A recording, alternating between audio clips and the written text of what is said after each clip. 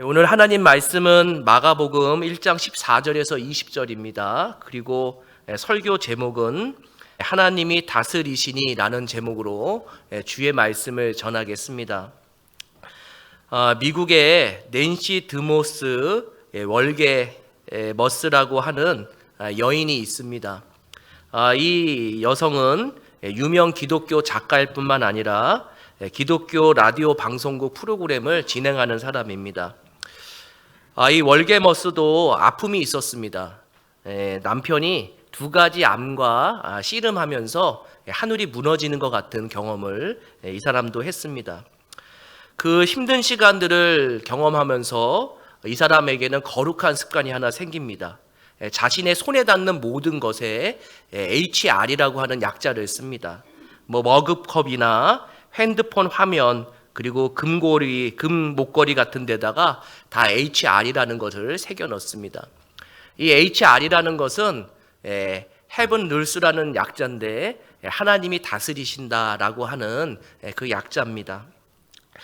월게머스라는 이 여인이 인생을 살아보면서 내가 힘든 일이 있어도 또 절망의 순간이 있을지라도 하나님은 나를 선하게 다스리신다라는 것을 잊지 않고 살아가야겠다는 마음을 갖게 되고, 이 하나님이 다스리신다라고 하는 이 신앙 고백을 가지고 많은 사람들을 상담하는 영적 멘토의 일도 하게 됩니다.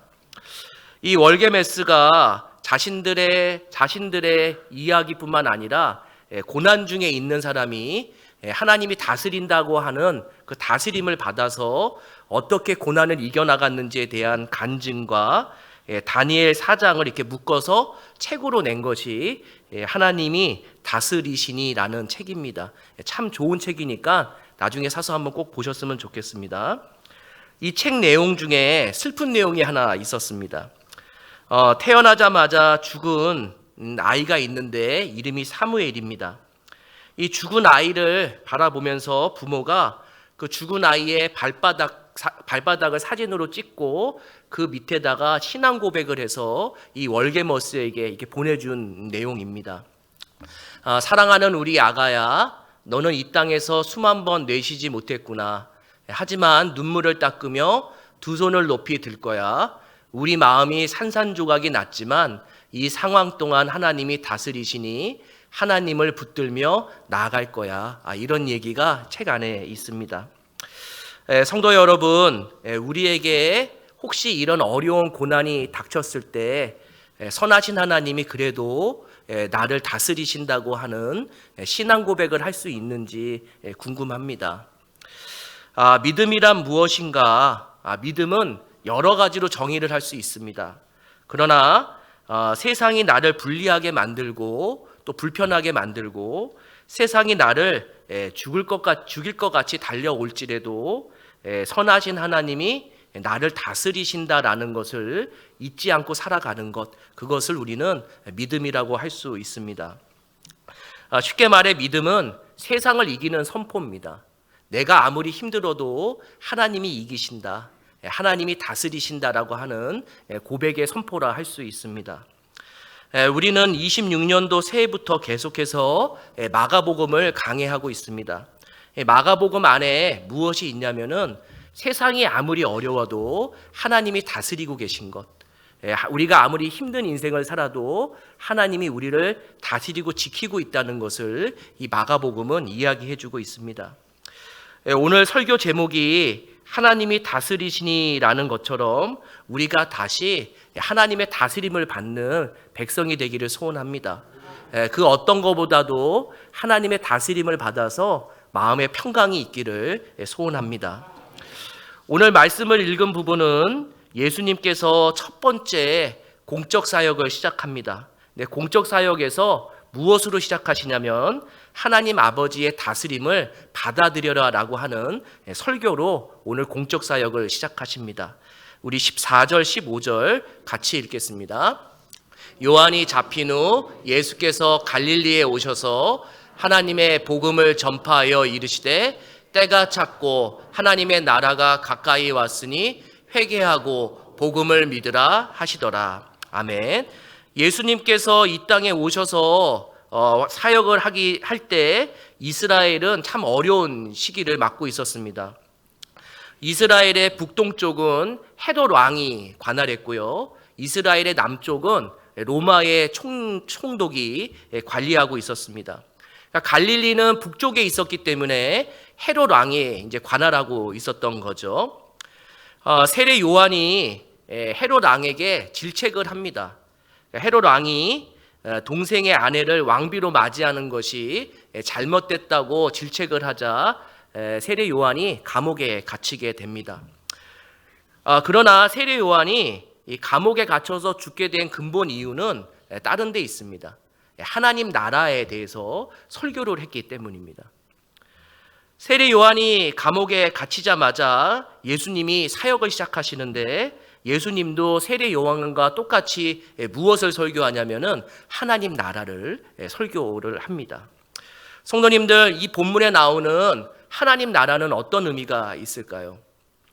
성경에는 하나님의 나라 이렇게 되어 있지만 그것이 원어에는 하나님의 주권, 하나님의 다스림 이런 의미를 가지고 있습니다. 결국 예수님은 세상을 창조하신 하나님 그리고 세상을 다스리는 하나님을 우리가 믿음으로 받아들일 때 우리에게 평강이 있다는 것을 알려줍니다. 동식물을 보면은 하나님의 다스림에 늘 순종을 합니다. 해가 뜨면은 일어나고 해가 지면은 잡니다. 근데 유일하게 인간만이 해가 뜨면은 자고요. 해가 지면은 바퀴벌레처럼 나와서 활동을 하기 시작합니다. 봄에 꽃이 피고요. 겨울에는 이 추위를 이기기 위해서 나뭇잎들을 다 버리고 추위를 견뎌냅니다. 근데 사람만이 한 겨울에도 얇게 입고 다닙니다. 그런 거 보면은 이 하나님이 만든 피조물 중에 유일하게 하나님의 다스림을 거부하는 존재는 딱 하나밖에 없어요. 사람입니다. 이 세상에서 하나님이 사람을 가장 사랑하는데도 불구하고 하나님을 가장 거부하고 하나님을 미워하는 존재가 사람인 거죠. 제가 요즘 이 한병철이라고 하는 철학자의 책을 자주 접하고 읽고 있습니다. 이 사람이 쓴 책에는 하나님과 인간에 관한 관계가 좀 글 안에 다양하게 있기 때문에 보면서 좀 묵상을 하고 있습니다. 최근에 제가 신에 관하여라는 책을 봤는데 이 부분을 보고 충격을 받았습니다. 신은 죽지 않았다. 과거의 신은 인간에게 자신을 드러냈는데 신의 드러남을 마주할 인간이 죽었다. 이렇게 이야기를 하더라고요. 하나님은 늘 인간을 만나기 위해서 오는데 영적으로 죽은 인간이 하나님을 만나지 못한다는 거죠. 사람이 하나님을 거부하기 때문에 죄인이 아닙니다. 죄인이기 때문에 하나님을 거부하는 거죠. 죄인이기 때문에 하나님의 다스림을 이제 거부하게 됩니다. 하나님의 다스림을 거부하면은 무엇을 받을 수 없는지 아세요? 평강을 받지 못해요. 이 평강이라는 거는 사람이 만들어낼 수 있는 게 아니에요. 오로지 이 평강은 누구로부터 받을 수 있느냐? 하나님으로부터만 이 평강이 주어집니다. 어쩌면 우리가 일시적으로 돈을 벌거나 여러 가지 일들을 해서 평강을 만들어낼 수는 있을지 모릅니다. 근데 그거는 일시적이고 그 평강이 금방 끝나고 두려움과 걱정이 또 찾아옵니다.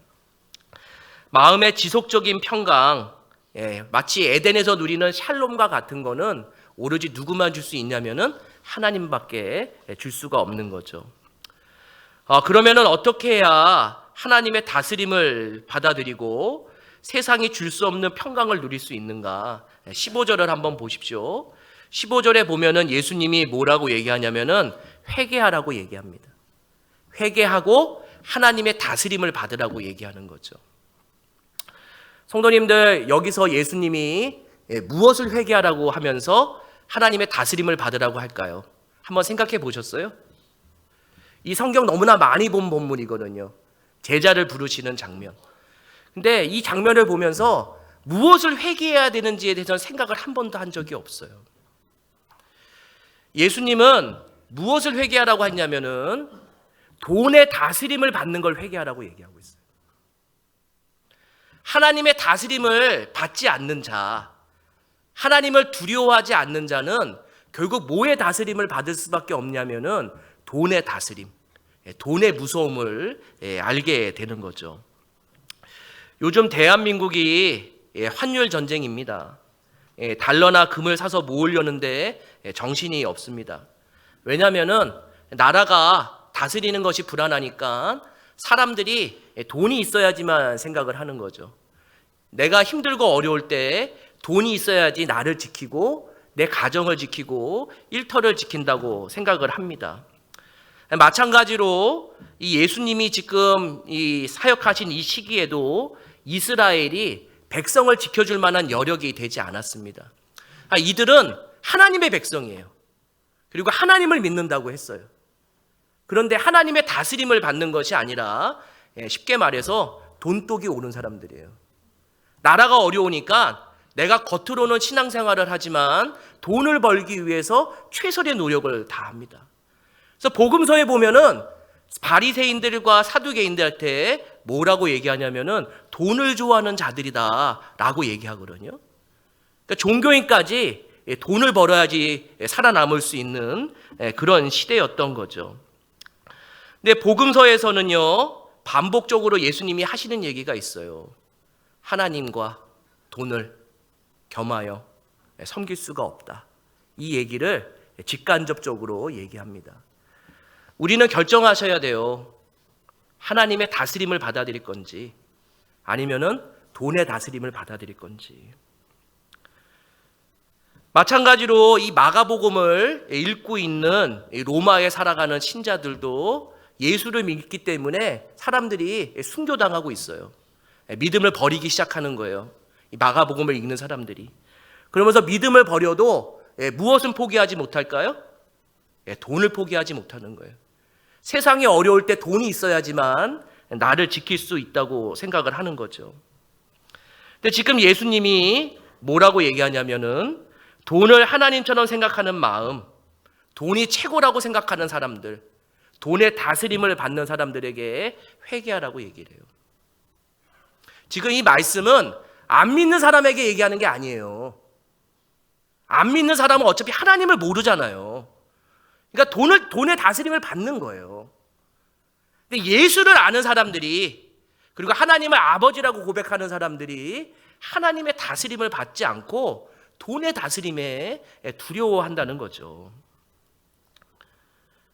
어쩌면 우리가 하나님을 믿는다고 생각하면서 성공을 추구하는 인생을 늘 살아가려고 그러고요. 하나님을 믿는 것이 단순히 돈을 많이 벌게 하기 위한 수단으로 하나님을 붙들고 있으면은 그거 신자 아닙니다.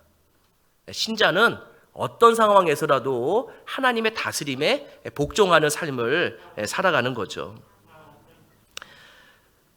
돈이 최고라고 생각하는 분들, 저도 돈 무섭습니다.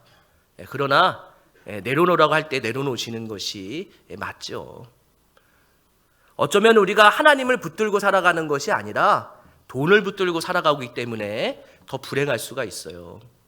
왜냐하면은 하나님으로부터만 평강이 오거든요. 예수님을 만나기 전에 돈을 벌기 위해서 수고를 아끼지 않는 사람들이 나와요. 그것이 누구냐면 어부들이에요. 어부들. 오늘 16절에서 20절 같이 한번 읽겠습니다. 16절에서 20절입니다. 갈릴리 해변으로 지나가시다가 시몬과 그 형제 안드레가 바다에 금을 던지는 것을 보시니 그들은 어부라. 예수께서 이르시되 나를 따라오라. 내가 너희로 사람을 낚는 어부가 되게 하리라 하시니 그 그물을 버려두고 따르니라. 조금 더 가시다가 세베대의 아들 야고보와 그 형제 요한을 보시니 그들도 배에 있어 그물을 깁는데 곧 부르시니 그 아버지 세베대를 품꾼들과 함께 배에 버려두고 예수를 따라가니라. 아멘. 우리 성경의 16절에 보시면은 갈릴리 해변으로 이렇게 되어 있는데 원어나 영어 성경을 보면은 그리고 이런 단어가 있어요. 그러니까 이게 뭐냐면은 예수님이 회개하고 하나님의 다스림을 받아들여라. 돈의 다스림을 받지 말고 하나님의 다스림을 받으라고 설교를 한 거예요. 그 다음에 누구를 찾아 나서냐면은 하나님의 다스림을 받을 사람들을 찾는 거예요. 그러니까 세상 사람들이 다 하나님의 다스림을 인정하는 것이 아니라 예수님이 누굴 찾냐면은 구원받을 사람을 찾는 거예요. 이 말씀이 얼마나 감사한지 아세요? 구원은 아무에게나 주는 것이 아니에요. 태초부터 정한 사람들, 태초부터 구원은 받을 사람들을 하나님이 부르셔서 이 자리에 모으셔서 말씀을 듣게 하고 있는 거예요. 근데 여기서 무엇을 배워야 되고 어떻게 살아야 되냐면은 여기에 있는 모든 분들은 딱 한 가지를 생각하셔야 돼요. 하나님의 다스림을 받는 백성들. 우리가 돈을 무서워하지만 하나님의 다스림을 더 위에다가 놓고 사는 삶, 그 삶을 살기로 결정하는 사람들이 이 자리에 모이는 거죠. 어쩌면은 이 자리에 우리를 부르신 것도 은혜고요. 그리고 수많은 사람 중에 하나님을 알게 한 것도 은혜고, 그리고 하나님의 다스림을 받게 하는 것도 은혜입니다. 지금 예수님이 제자들을 찾아갔어요. 근데 이 당시는 선생이 제자를 찾는 경우는 없어요. 제자가 선생들을 찾아다녀요. 왜 그럴까요, 성도님들? 좋은 선생을 만나야 내가 성공하거든요. 제자는 좋은 선생들을 찾아다녀야 돼요. 좋은 선생을 찾아야지만 내가 성공할 수 있고, 좋은 선생을 만나야지만 내가 돈을 벌 수 있는 거예요.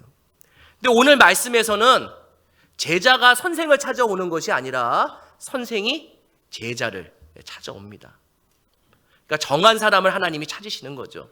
하나님의 다스림을 귀히 여기는 사람들을 찾기 시작합니다. 그런데요, 누구에게 오냐면은 어부들에게 와요. 어부들이요, 돈을 벌기 위해서 최선을 다하는 사람들이에요. 어부는 쉬지 않아요. 잠깐 잠자고 물고기를 잡아서 먹고 사는 사람들이 어부입니다.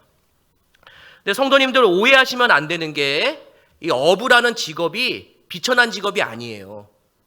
어떻게 우리가 과거에 설교를 들으셨던지 성경 공부하실 때 성경에 나오는 베드로나 이런 어부들이 가난하고 배우지 못한 사람이라고 그렇게 배우셨을 텐데 그거는 잘못된 겁니다.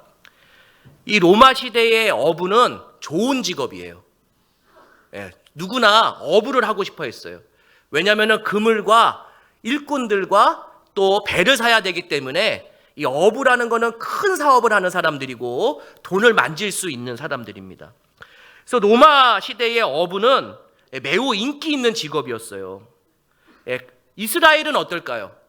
이스라엘에서 어부는요, 인기 있는 직업이었어요. 성도님들, 그 오병이어의 기적을 보시면 떡 5개와 물고기 2마리잖아요, 맞죠? 근데 그 물고기가 어디서 잡아온 걸까요? 갈릴리에서 잡아온 거예요.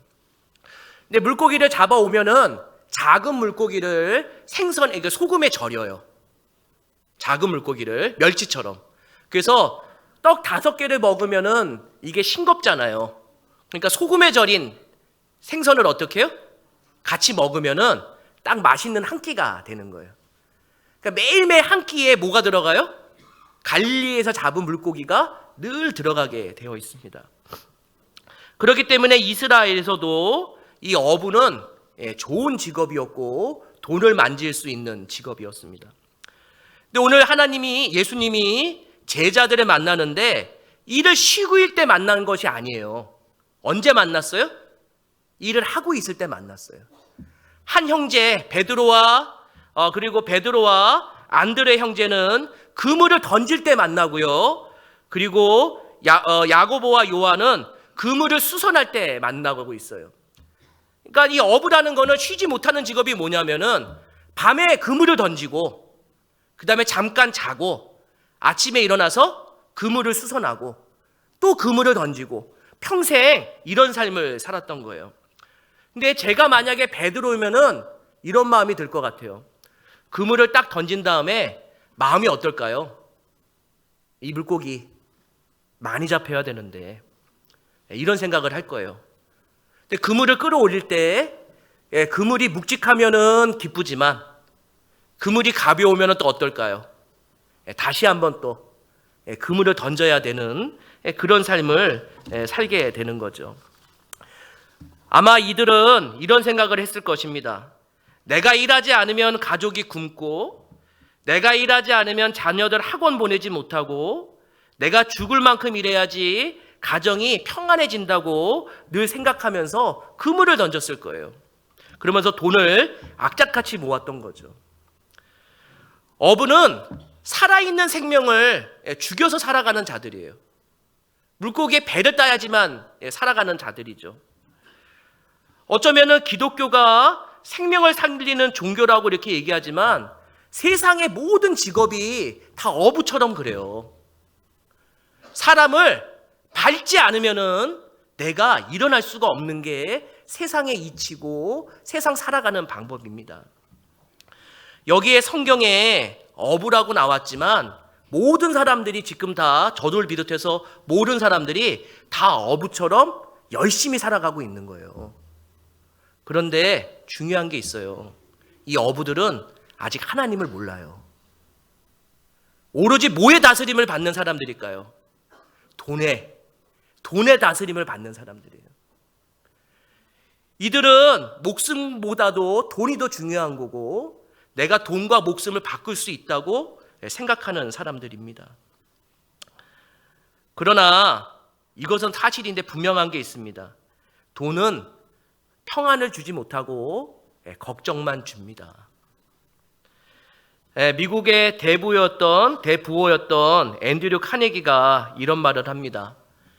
돈이 많은 사람들은 웃음이 적다. 오묘하죠? 돈이 많으면 행복해야 되는데 돈이 많으면 왜 웃음이 적어질까요? 야, 이 돈 관리 어떻게 해야 되지? 돈이 어떻게 새 나가는 걸 막지? 이러다가 사람이 웃음을 잃어버린다는 거예요. 근데 성도님들 오해하시면 안 돼요. 돈 소중합니다. 저도 소중하게 생각합니다.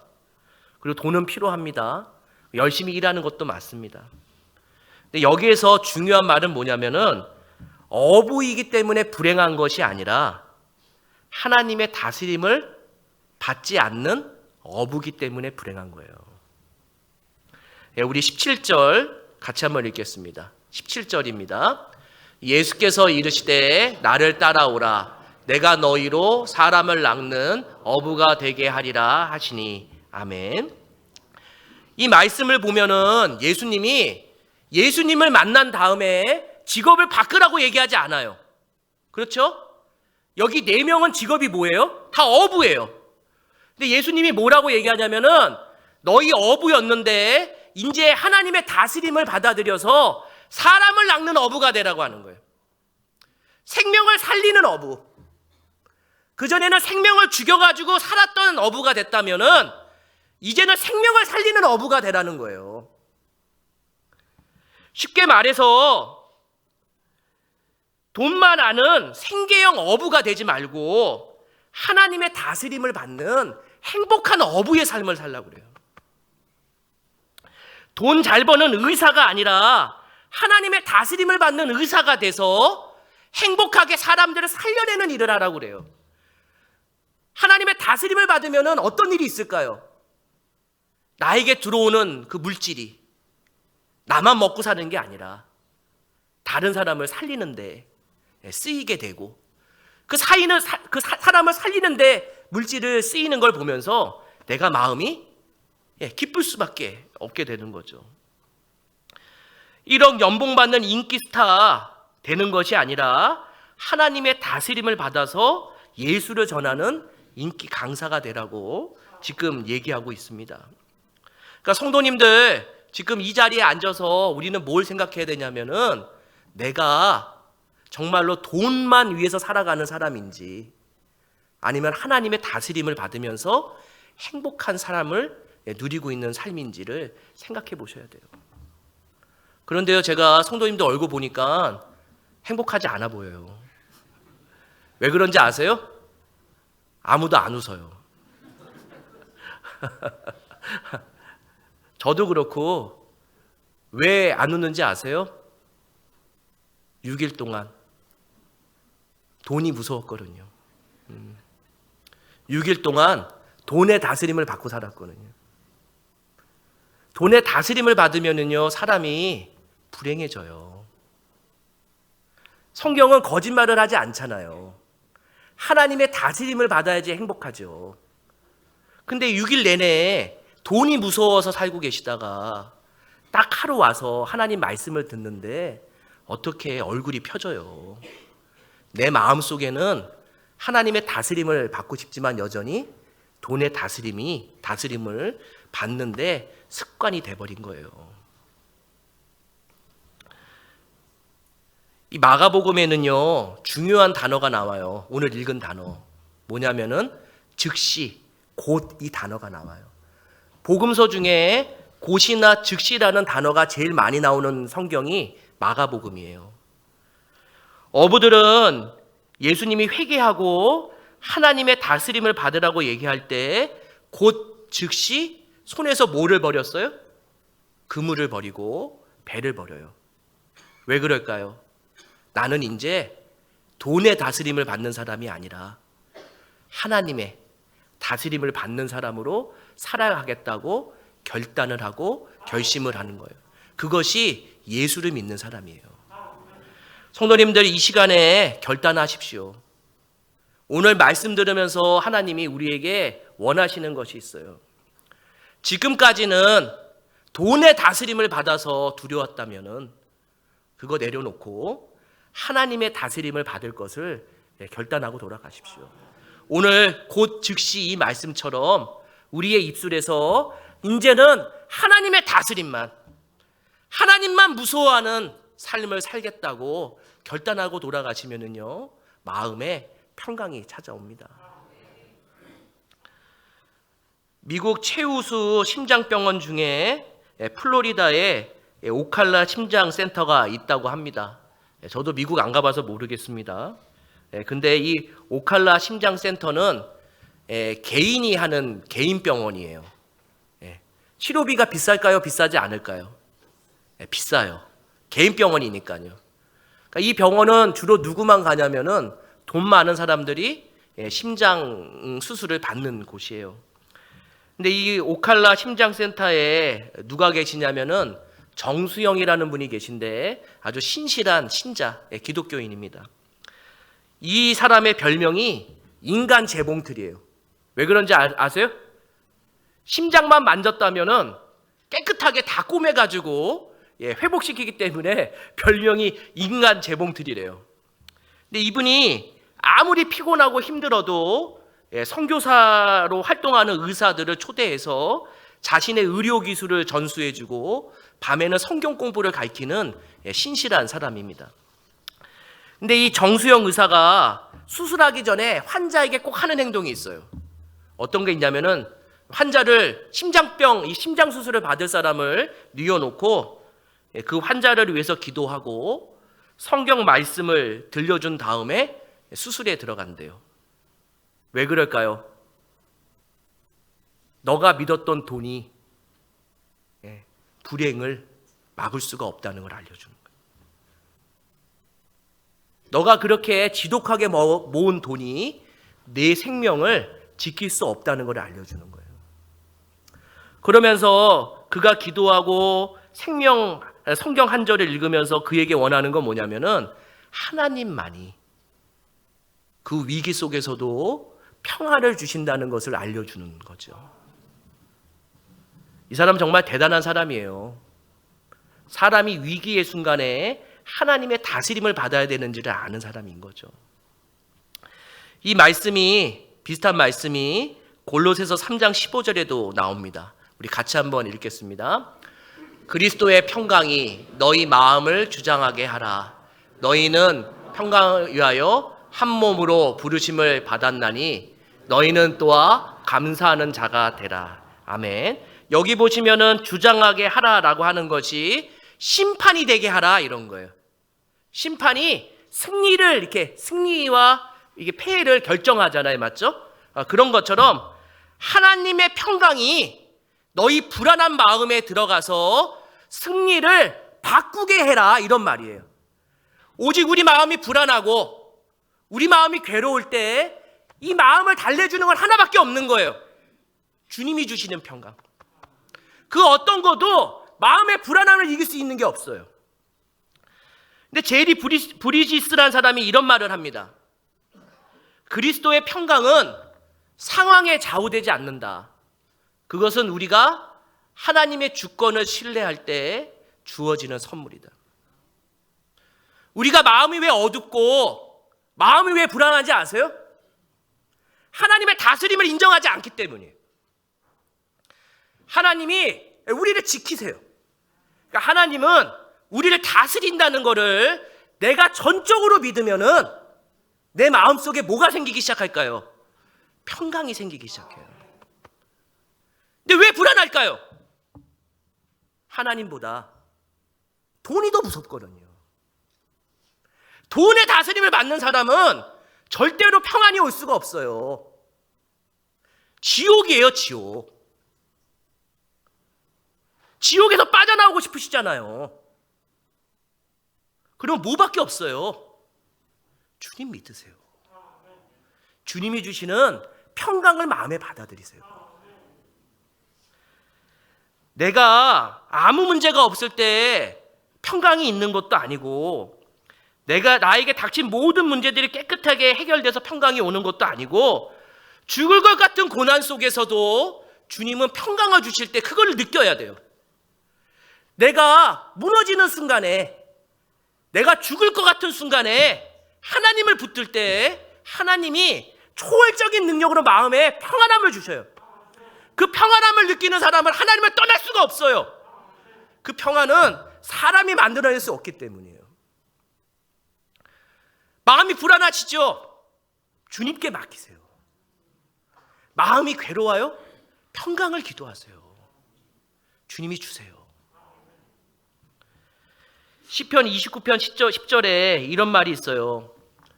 여호와께서 홍수 때에 좌정하셨으며 여호와께서 영원하도록 왕으로 좌정하시도다. 우리는요, 인생이 홍수가 날까봐, 지진이 날까봐 늘 두려워해요. 그런데요, 그 마음에 하나님이 좌정하세요. 그리고 홍수 가운데도 주님이 평강을 주세요. 지진 같은 인생이어도 마음에 평강을 줘서 내 마음이 흔들리지 않게 만들어요. 이것이 뭐냐면은 믿음이에요, 믿음. 26년도 만만치 않아요, 성도님들. 26년도 무엇으로 이기시려고 그러세요? 돈으로요? 이기지 못해요.